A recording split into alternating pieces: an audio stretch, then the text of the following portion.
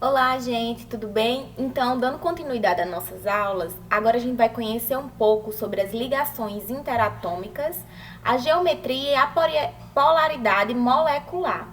A gente viu até agora tudo sobre os átomos, qual as suas propriedades, como eles tendem a se estabilizar. E agora a gente vai ver como eles se juntam para formar moléculas. Como é que se dá essa interação entre eles, essas interações interatômicas, para poder formar moléculas. E como essas moléculas adotam uma geometria molecular e também, devido a essa sua geometria, como é que formam uma determinada polaridade, o que seria essa polaridade molecular.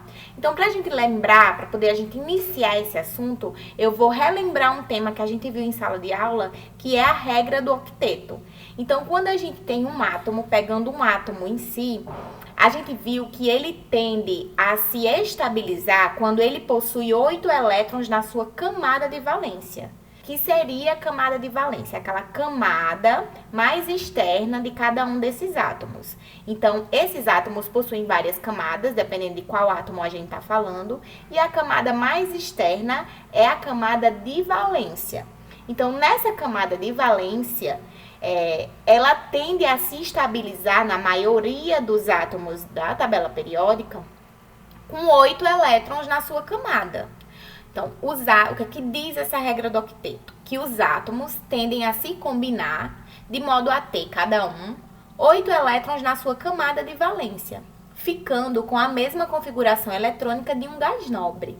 Então, se vocês lembrarem na tabela periódica, os gases nobres lá da família 18, vocês vão lembrar que eles já têm a configuração eletrônica de 8 elétrons na sua camada de valência. E é por isso que eles não se associam com outros elementos, eles tendem a não se associar. Por isso que eles são chamados de gases nobres.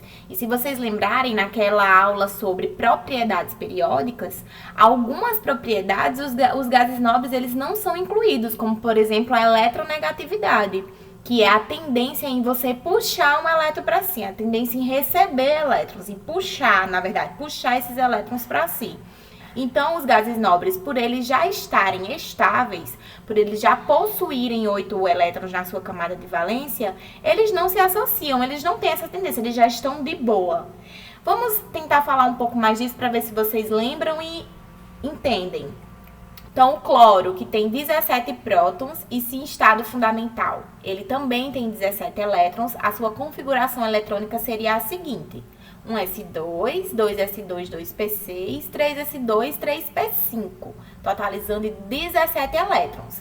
Então, a camada de valência do cloro é a terceira, a camada não é a mais externa, então, com a camada de valência, a terceira. Se é a terceira, a camada de valência, quantos elétrons ele tem na sua camada de valência? Ele tem 5 mais 2, ou seja, 7 elétrons na camada de valência. E se pela regra do octeto, eles tendem a se estabilizar com 8 elétrons, então significa que o cloro ele tende a querer ganhar um elétron para se estabilizar. Então, por quê? Porque ele ganhando um elétron, ele vai ficar com 8 elétrons e aí ele fica estável, ele se enquadra na regra do octeto. É por isso que numa ligação como essa, o cloro ele se associa, por exemplo, pegando 2 átomos de cloro, ele se associa dessa forma, compartilhando esse par de elétrons, porque ambos os elementos vão ficar estáveis. E aqui ele está formando o Cl2, uma molécula Cl2. Por que uma molécula? Porque é a associação entre átomos. Então, se eu tenho 2 átomos, eu formei Cl2, que é uma molécula. E por que ele tende a se formar isso?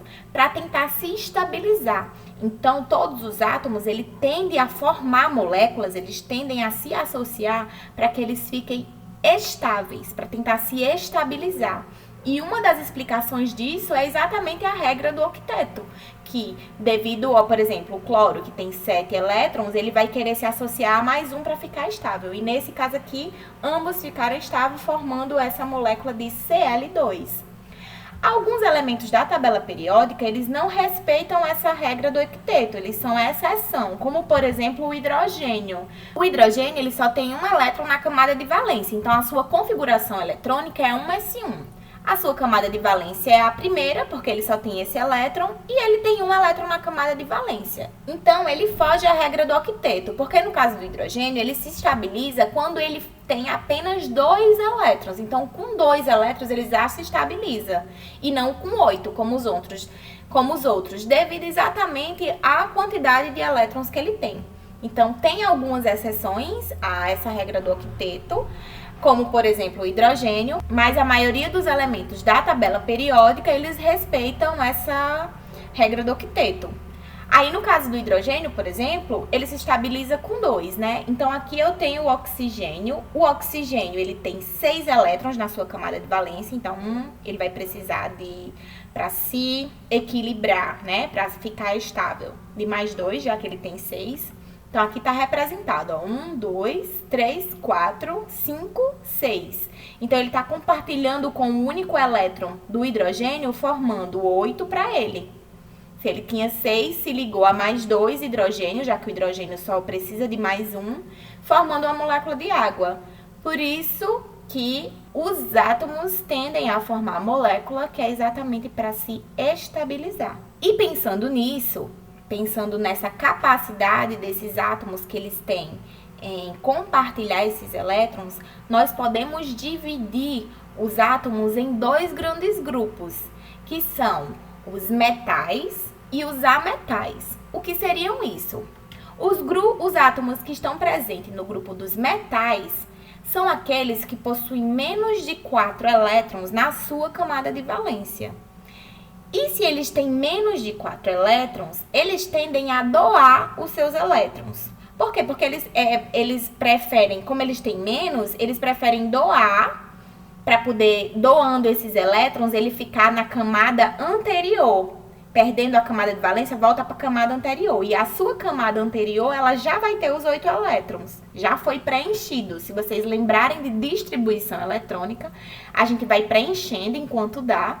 E aí, a última camada, a camada de valência, é a que normalmente não fica preenchida, dependendo de quantos elétrons cada um desses átomos tenha.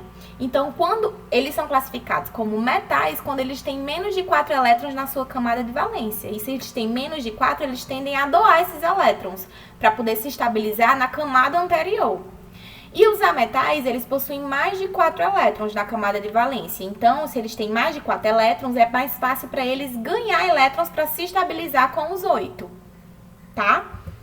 Então, a partir dessas denominações, a partir dessa diferença entre metais e ametais na tendência de doar e ganhar elétrons, existem 2 propriedades de ligações interatômicas. Existem 2 tipos principais de ligações entre os átomos, que são as ligações iônicas, que é entre um metal e um ametal, vou explicar melhor, e a ligação covalente, que é entre um ametal e outro ametal. O metal é aquele que tende a doar os elétrons e o ametal que tende a ganhar. E aí existem esses 2 tipos de ligações interatômicas. Então, os átomos tendem a fazer principalmente 2 tipos de ligações: a ligação iônica ou a ligação covalente. Qual seria a ligação iônica? Na ligação iônica, como eu falei, ela vai ocorrer entre um metal e um ametal, perdão. Como seria isso? Vou explicar. Aqui eu tenho o átomo de sódio e aqui eu tenho o cloro. O átomo de sódio, ele tem 1 elétron na sua camada de valência. Então, se ele tem menos de 4 elétrons, ele é um metal, certo? Ele vai tender a doar esse elétron, porque ele vai se estabilizar na sua camada anterior. A camada de valência só tem 1, mas na anterior ela já estava preenchida. Concordam? Quando você faz a distribuição eletrônica. Então, o sódio, ele é um metal, porque ele só tem 1 elétron na sua camada de valência, então é menos de 4, ele vai tender a doar. E o cloro é um ametal, ele possui 7 elétrons na camada de valência, como o exemplo que a gente viu anterior. Se ele tem 7 elétrons na camada de valência, falta só 1 para ele se estabilizar. Então, vai acontecer essa ligação entre o metal, que é o sódio, e o ametal, que é o cloro. O sódio vai tender a doar o seu elétron para o cloro. Então, nesse caso, como ele doou o elétron, ele se transforma em um íon. todos dois vão se transformar em um íon, se transformando em Na mais Cl-, que é o cloreto de sódio, que é o sal de cozinha que a gente conhece. Então, ele formou a molécula cloreto de sódio, NaCl, formando dois íons. Por quê? Porque esse perdeu o elétron, por isso ficou positivo, e esse aqui ganhou o elétron desse, ficando negativo. Por isso que a gente chama de ligação iônica. Formou íons, certo? E aconteceu entre um metal e um ametal. O outro tipo de ligação interatômica que a gente conhece, uma das principais, é uma ligação do tipo covalente, também chamado de ligação molecular. Nesse caso aqui, acontece uma coisinha um pouco diferente que vocês vão entender. Por exemplo, vamos dar exemplo aqui, já que ela acontece entre dois ametal. O que acontece entre o cloro e o cloro. Os dois, eles possuem mais de 4 elétrons na sua camada de valência. No caso, o cloro, ele tem 7. Então, ele é um ametal. Se ele tem 7 elétrons na camada de valência, ele tem mais de 4, ele tende a ganhar elétrons. E aqui eu tenho outro cloro tendendo também a ganhar. Só que nesse caso, cada um precisa de um para se estabilizar, para ficar na regra do octeto. Ninguém vai querer doar. Nesse caso aqui, eles não doam um para o outro, eles compartilham essa ligação, formando o que a gente chama de ligação molecular ou covalente. Nesse caso aqui, ninguém está doando o elétron para ninguém, eles compartilharam a ligação para que ambos se estabilizem. Eles estão compartilhando e acontece entre dois ametais. Então, nesse caso aqui, os dois estão estáveis, mas nenhum doou elétron nem recebeu. Por isso que eu não estou formando íons. Eles só estão compartilhando esses elétrons para poder se estabilizar. Então, é simples. São as duas principais formas de ligação que acontecem entre esses átomos, essas ligações interatômicas.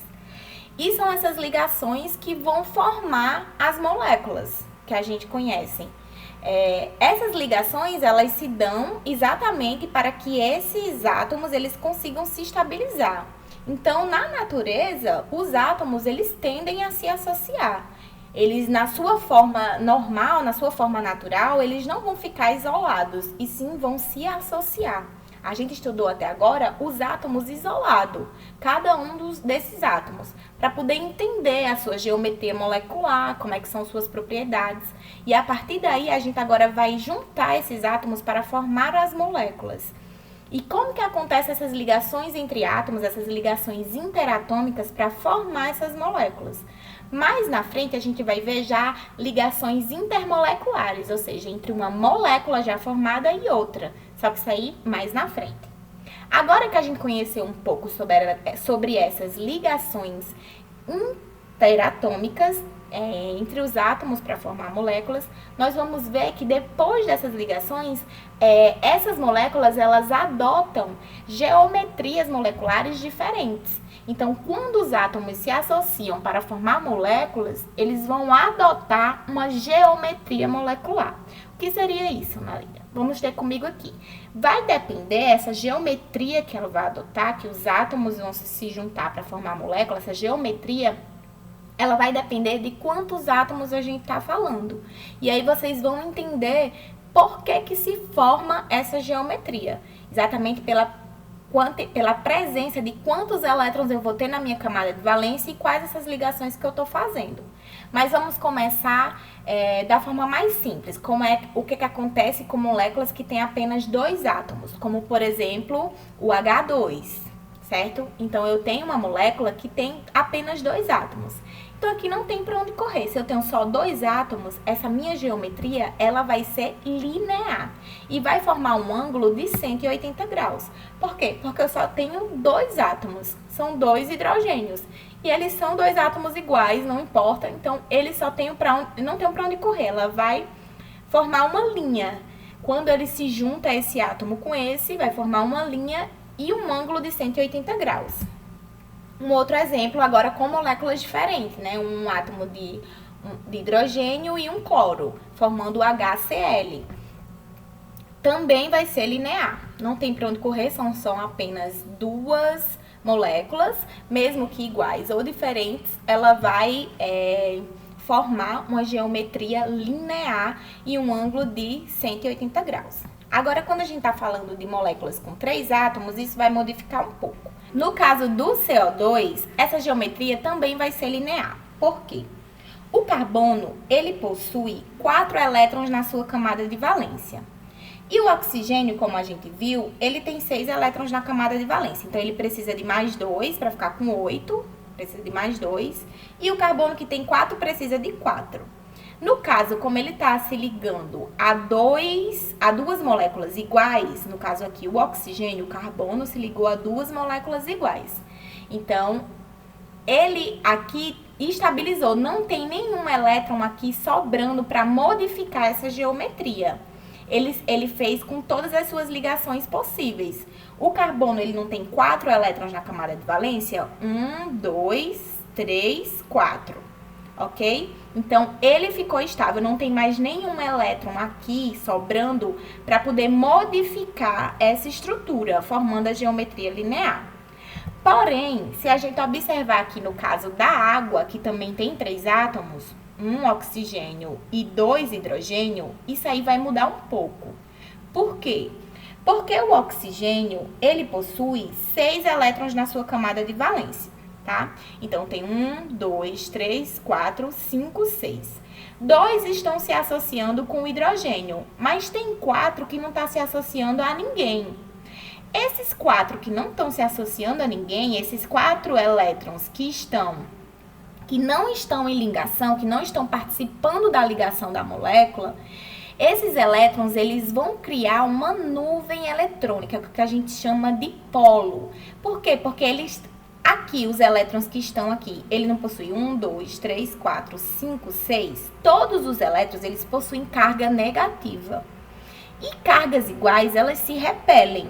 Então, esses elétrons, eles vão exercer uma força nesses de baixo. Eles vão repelir, ocasionando essa torção na molécula. Como nesse aqui eu não tinha nenhum elétron sobrando, os 4 estão aqui, que vão se estabilizar com o oxigênio, e no carbono não tem mais nenhum sobrando, então nessa molécula aqui a geometria vai ser linear. Porém, nessa daqui que eu tenho elétrons que vão ocasionar uma repulsão nessas cargas, a geometria vai ser angular e tender a ter um ângulo de 104 graus, mais ou menos. Então, no caso de moléculas que têm 3 átomos, a gente tem que ver a distribuição eletrônica do átomo central, para ver se ela vai ser se não tiver nenhum elétron sobrando, essa geometria ela vai ser linear. Porém, se eu tiver elétrons sobrando que não estão envolvidos na ligação com outros átomos, aí sim ele vai ocasionar uma repulsão, ocasionando um ângulo angular, uma angulação diferente da linear. Outro exemplo seria o H2S. Tá aqui o enxofre, que possui também 6 elétrons na sua camada de valência. Ele é da mesma família do oxigênio, então ele possui 6 elétrons na sua camada de valência e está ligado com 2 hidrogênio. Então, esses elétrons que estão sobrando, eles também vão ocasionar essa repulsão, ocasionando essa geometria angular. Já moléculas com 4 átomos, vai acontecer o seguinte. Nós podemos ter uma geometria triangular ou trigonal plana, como, por exemplo, no caso dessa molécula, BF3, um átomo de boro se ligando a 3 átomos de flúor. Vamos entender por que forma essa estrutura. O boro, ele tem 3 elétrons na sua última camada. Então, se ele tem 3 elétrons na sua última camada, vamos lembrar o que eu falei anteriormente, ele vai ser considerado um metal, ou seja, ele possui menos de 4 elétrons na camada de valência, então ele vai tender a doar esses elétrons. Então, se o boro tende a doar os seus elétrons, ele tem 3 elétrons para doar. E o flúor, ele possui 7 elétrons na camada de valência. Então, o flúor precisa apenas de 1 para se estabilizar pela regra do octeto. Então, aqui tá tudo ok. O boro tem 3 para doar e o flúor 1 para receber. Então, se ele só tem 1, ele vai se ligar a 3 flúors diferentes.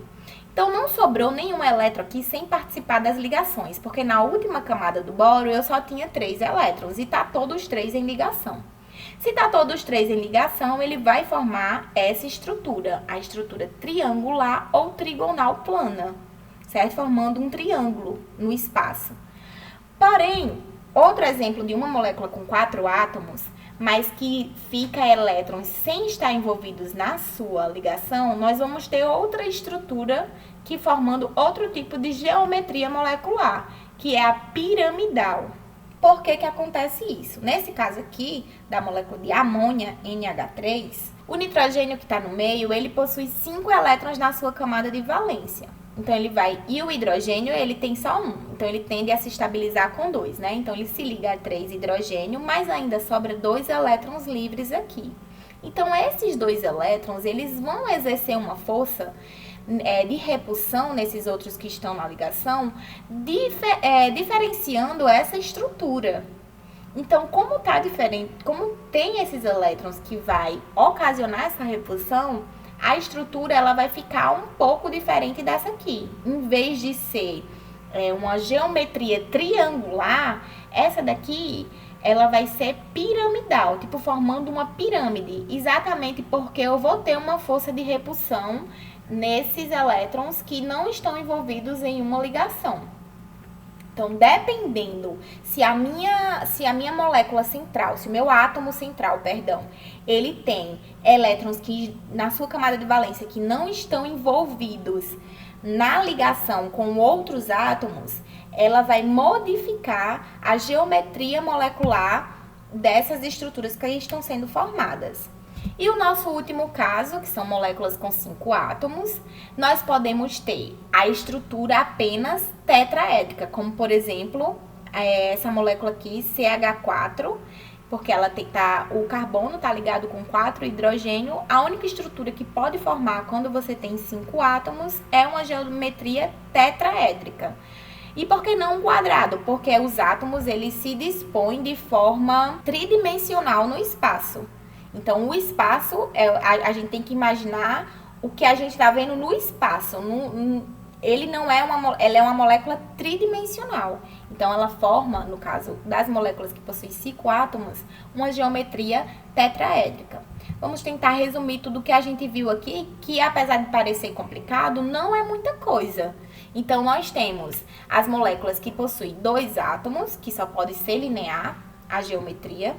Nós temos aquelas que possuem 3 átomos, que pode ser linear ou angular. No caso do par de elétrons livres, está no átomo central. Eu tenho um par de elétrons livres naquele átomo central, e aí eu formo a geometria angular. Se eu não tenho nenhum elétron livre, ela vai ser também linear, no caso de 3 átomos.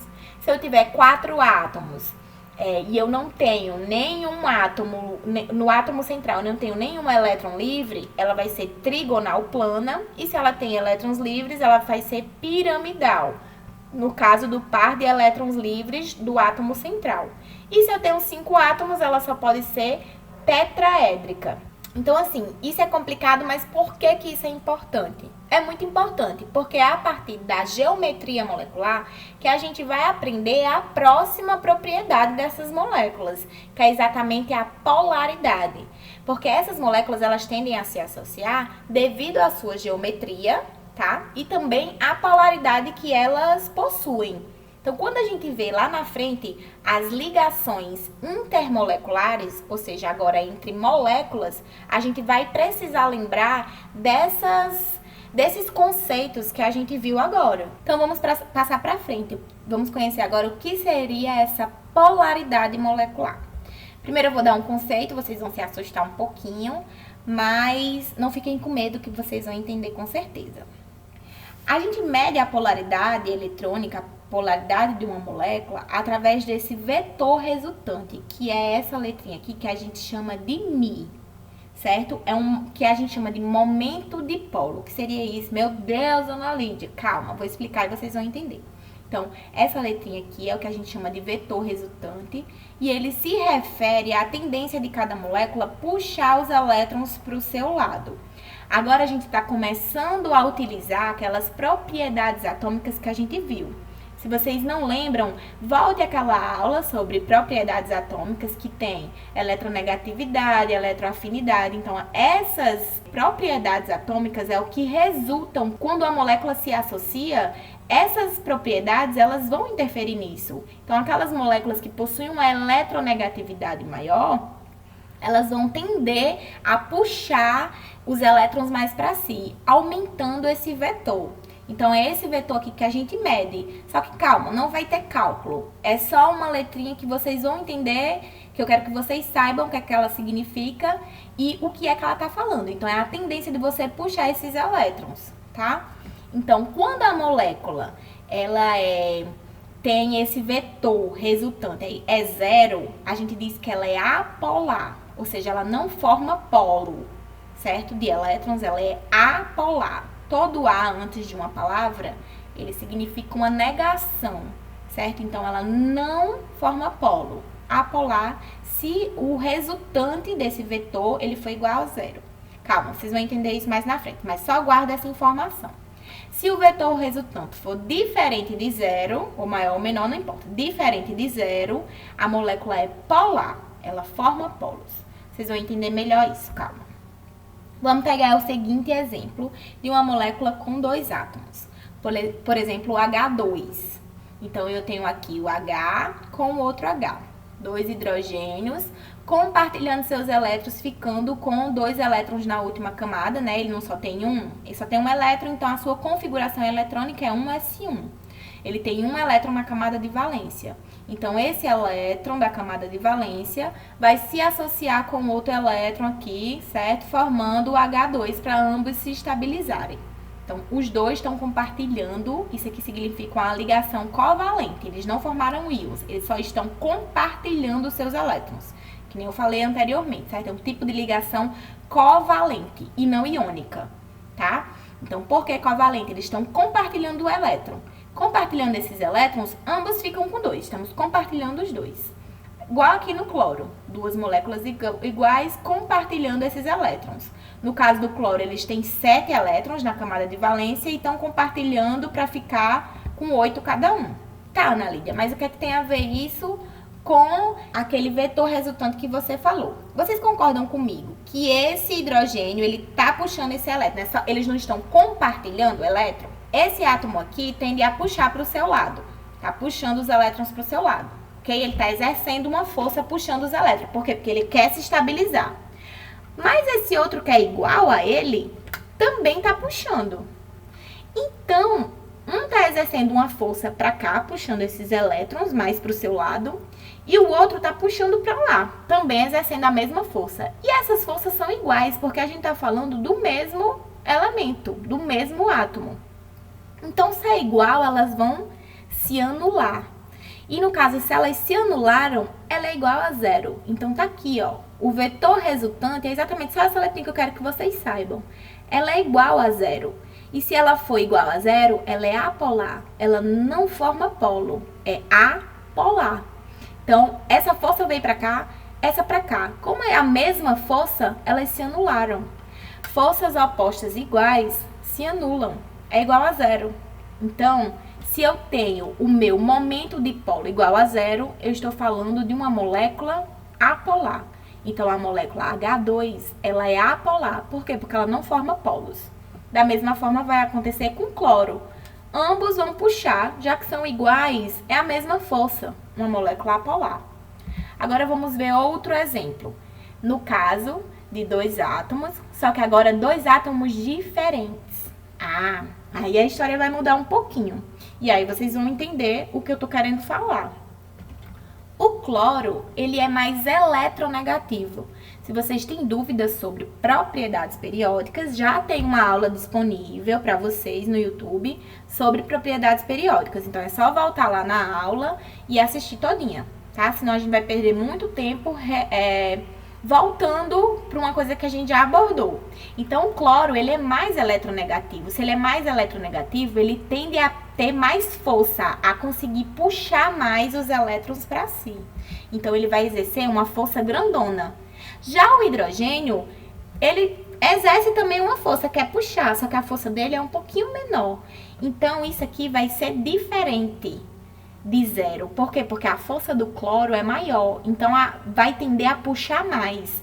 Tendendo a puxar mais esse elétron para cá. Ou seja, ele fica com um momento ele fica com uma densidade de carga negativa, enquanto que o hidrogênio fica com uma densidade de carga positiva. É tipo, tá tendendo a perder o elétron e ele tá tendendo a ganhar, por isso que fica negativo e por isso que fica positivo. Preste atenção que eu estou falando tendendo a perder ou tendendo a ganhar. Por quê? Porque ele não perde, ele não doa esse elétron. Eles estão compartilhando o elétron. Eu quero que vocês entendam isso. A gente não está formando íons, ele não está doando. Mas ele está tendendo a doar, porque ele está conseguindo puxar mais. Por isso que a gente fala numa densidade, ele fica com uma densidade negativa, mas ele não está ganhando, ele só está puxando mais para o seu lado. Então, essa molécula, ela fica polar, ela tende a formar um polo negativo para cá. É como se essa molécula fosse o polo de força eletrônica, ele é maior para esse lado, formando um polo. Por quê? Porque as forças não são iguais. Nós estamos falando de moléculas diferentes e uma é mais eletronegativa, então tende a conseguir puxar mais esses elétrons. Assim como também no CO. Então, aqui no CO, o oxigênio, ele também é mais eletronegativo, tende a puxar mais o par de elétrons para o seu lado, formando uma molécula polar. Vocês vão ver como isso, na verdade, é simples. Se as moléculas são iguais, se os átomos são iguais, as forças que eles vão puxar são iguais, e aí eu vou tender a formar uma molécula apolar. Formei uma molécula apolar, sem a formação de polos. Já que se eles são diferentes, um vai tender a puxar com maior força e a molécula vai ser polar. Imagine como duas analídeas iguais, eu tenho duas gêmeas minhas, e ambas têm a mesma força. Se a gente puxar com a mesma força em lados opostos, as nossas forças vão se anular, ninguém vai ganhar. Então, isso será igual a zero, ninguém ganhou.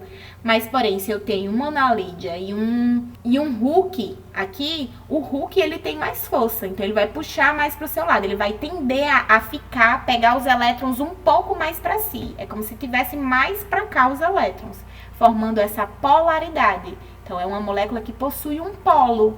Ele está puxando mais os elétrons para o seu lado, tendendo a ficar um lado mais negativo, uma densidade, e o outro mais positivo. Agora vamos falar de moléculas maiores, no caso aqui com 4 átomos. Também existe essa diferença. Aqui eu tenho o boro, que está ligado a 3 átomos de flúor.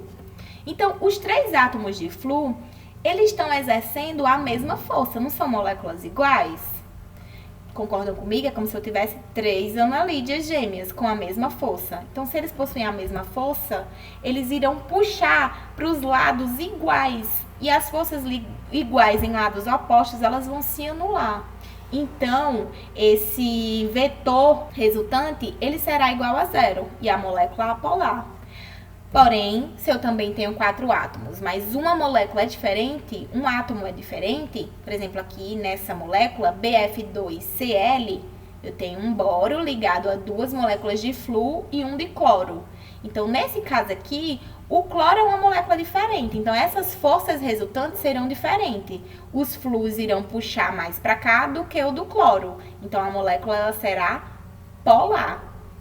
Essa força resultante será diferente de zero. Por isso, ela vai formar um polo mais negativo para o lado que a força for maior. No caso de moléculas que têm geometria linear, que são aquelas daquele exemplo que eu dei, eu tenho aqui o carbono ligado a 2 moléculas de oxigênio e também o berílio ligado a 2 moléculas de hidrogênio. Nesse caso aqui, as forças elas são iguais, ou seja, o vetor resultante, ele também vai ser igual a zero, formando moléculas apolares, ou seja, que não são capazes de formar polo, moléculas apolar. Nesse caso aqui, nós também, se os átomos são iguais, os átomos que estão ligados à molécula são iguais, essa força, ela também vai se anular, formando uma molécula apolar. Porém, se eu tenho um dos átomos diferentes, essa força vai ser diferente, formando uma molécula polar. E aqui o nosso último caso para as moléculas que formam uma geometria angular. Então, no caso dessas moléculas que formam essa geometria angular, como vocês podem lembrar, elas formam esse tipo de geometria, por quê? Porque elas possuem elétrons que não participam da ligação com outros átomos. Então, esses elétrons livres acabam ocasionando uma força de repulsão com esses outros que estão envolvidos na ligação, ocasionando esse tipo de geometria angular. Então, para essas moléculas que possuem essa estrutura angular, o que é que acontece? Esses aqui, eles vão exercer uma força, porém, esses elétrons que estão livres, eles também vão exercer uma força. E essa força resultante não é igual, porque a gente não está falando da mesma força. Apesar de ter dois átomos iguais, eu tenho os elétrons livres aqui que também executam uma força. Então, esse momento resultante, ele é diferente de zero, formando uma molécula polar. Outro exemplo aqui seria aquela NH3, certo? Um nitrogênio ligado a três átomos de hidrogênio, só que ele possui aqui dois elétrons livres, então esses elétrons livres ele também tende a puxar, e essa sua força é maior, ocasionando um vetor resultante diferente de zero, formando moléculas polares. Então, no caso de moléculas angulares, essa polaridade acontece, esse vetor resultante é diferente de zero e a gente forma moléculas polares. Então, vamos resumir tudo isso que a gente viu para vocês verem como não é tão complicado. Se eu tenho uma molécula que tem a geometria angular ou piramidal, angular e piramidal, que é essa angular que a gente viu o último agora, tanto para átomos iguais ou diferentes, a gente vai ter a formação de uma molécula polar. A sua polaridade é polar. Mas para moléculas que são lineares, trigonal plana e tetraédrica, se os átomos forem iguais, ela vai formar uma molécula apolar, ou seja, não forma polo, porque os átomos são iguais e vão puxar para lados opostos de forma igual. Porém, se eles forem diferentes, nós vamos formar uma molécula polar. Por quê? Porque os átomos diferentes vão exercer uma força diferente, puxando mais para um dos lados, formando essa polaridade. Porque na angular e na piramidal, tanto faz se eles serem iguais ou diferentes, vamos formar átomos polares. Porque nessas moléculas nós vamos ter a condição de ter elétrons que não estão envolvidos nessa ligação e eles também vão exercer uma força, tornando essa polaridade da molécula resultante diferente. Vamos ver um exemplo aqui de um exercício de como poderia isso ser cobrado para vocês verem que não é tão complicado. Por exemplo, nesse exercício aqui, qual dentre as moléculas abaixo é apolar? Ou seja, não forma polos. Vamos dar uma olhada aqui, ó. Aqui eu tenho o H2O. Só a gente lembrar, o oxigênio, ele possui 6 elétrons na camada de valência, certo? E ele tá ligado só a 2 hidrogênios. Então, vocês acham que nessa forma polo ou não? BCl3. Eu tenho um boro ligado a 3 átomos de cloro. Então, eu tenho 3 átomos de cloro ligado a um boro. Ela vai formar polo ou não? CH3Cl. Eu tenho um carbono ligado a 3 hidrogênio e a 1 cloro. Vai formar polo ou não? NH3.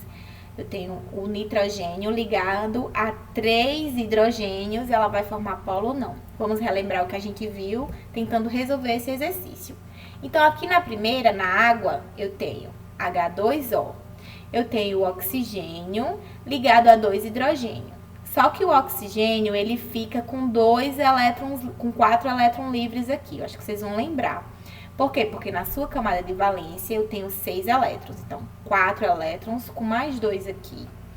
Eu tenho 4 elétrons que não estão envolvidos na ligação. Então, esses elétrons, eles tendem a exercer uma força.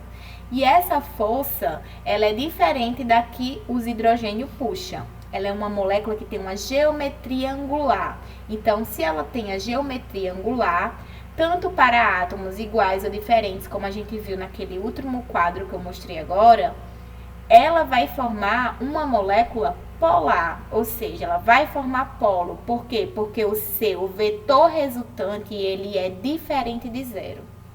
Então, eu formo nuvens eletrônicas aqui que vão ser puxadas e é diferente de zero, então ela é uma molécula polar. Então já não seria a água, minha molécula apolar. Vamos ver o segundo exemplo, BCl3. Eu tenho um boro ligado a 3 Cls, ou seja, 3 moléculas iguais puxando para lados opostos. Não forma o polo, gente. A soma dessas forças resultantes vai ser igual a zero. Então, tá aqui minha molécula apolar. Mas para a gente continuar, vamos ver o restante. CH3Cl. Então, eu tenho um carbono ligado a 3 hidrogênios, um carbono ligado a 3 hidrogênios e um cloro, aqui o meu cloro. 3 exercendo uma força igual aqui, puxando para lados opostos. Se aqui fosse outro hidrogênio, essa molécula seria apolar. Porém, eu tenho um cloro que vai exercer uma força diferente dessas outras. Então, se ele exerce essa força diferente, ele traz essa nuvem mais para cá, eu formei um polo. Então, ela é uma molécula polar. Na última, NH3, eu tenho o N ligado a 3 átomos de hidrogênio. Só que o nitrogênio, ele fica com 2 elétrons livres aqui, sem estar envolvidos na ligação, que é o mesmo caso da água. Nós estamos falando de moléculas que têm a geometria piramidal. Ela tem elétrons aqui que não estão envolvidas na ligação.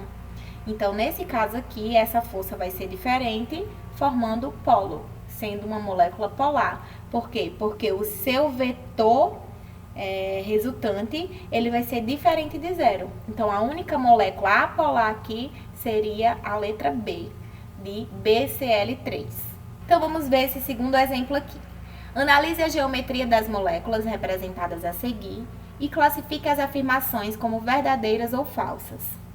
Primeira classificação. A molécula de CO2 é apolar. Então, vamos procurar a molécula de CO2. Está aqui, ó, CO2. Ela é apolar, ou seja, ela não possui polo. No caso, o vetor resultante é igual a zero. Vamos pensar comigo. Eu tenho um carbono ligado a 2 oxigênio. O carbono, ele possui em sua camada de valência 4 elétrons. E todos os seus 4 elétrons estão envolvidos nas duplas ligações. 1, 2, 3, 4. Então, eu tenho 4 elétrons ligados a 2 oxigênio para ele conseguir se estabilizar pela regra do octeto. Então, se os meus 4 elétrons estão envolvidos nessa ligação, eu não tenho nenhum elétron sobrando aqui, e os meus 2 elementos que estão ligados a ele são iguais, ou seja, o oxigênio vai puxar para cá, com a mesma força que esse oxigênio puxa para cá. Então, essas forças vão se anular. E o vetor resultante vai ser igual a zero. Então, se ele é igual a zero, se não vai ter nenhum lado puxando a mais que o outro, eu tenho uma molécula apolar, ou seja, ela não forma polos. Então, sim, a molécula de CO2 é apolar. Os compostos NH3 e água apresentam moléculas polares. Vamos ver. NH3. A gente viu que o nitrogênio, ele possui 5 elétrons na sua camada de valência. Como eu sei isso? Fazendo a distribuição eletrônica. Então, se eu tenho nitrogênio com 5 elétrons na camada de valência, eu tenho 3 que está envolvido em ligação e eu tenho mais 2 aqui que não está. Por quê? Porque o hidrogênio ele só precisa de 1. Eu tenho que fazer a distribuição eletrônica do meu nitrogênio e do meu hidrogênio. Não é isso? Então, o hidrogênio ele só precisa de 1. Por isso que eu tenho 3 hidrogênios aqui, envolvidos em 3 ligações. Mas aqui eu tenho 2 elétrons que não estão envolvidos. Então, aqui eles estão puxando de forma igual, porque é o mesmo átomo.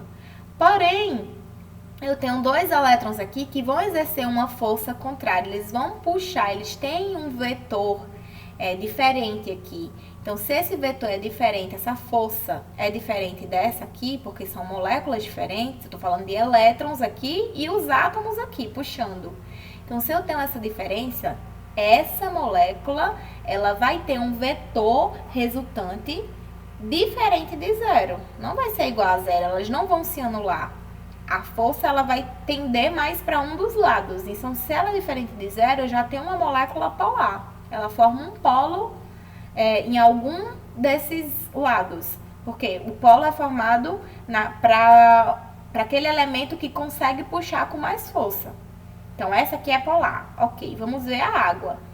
O oxigênio, ele possui 6 elétrons na sua camada de valência, não é isso? Então, eu tenho 2 envolvidos aqui nessas ligações, mas eu tenho 4 que está aqui. Então, esses 4, eles também vão ocasionar uma força diferente das que o hidrogênio está exercendo com relação ao oxigênio.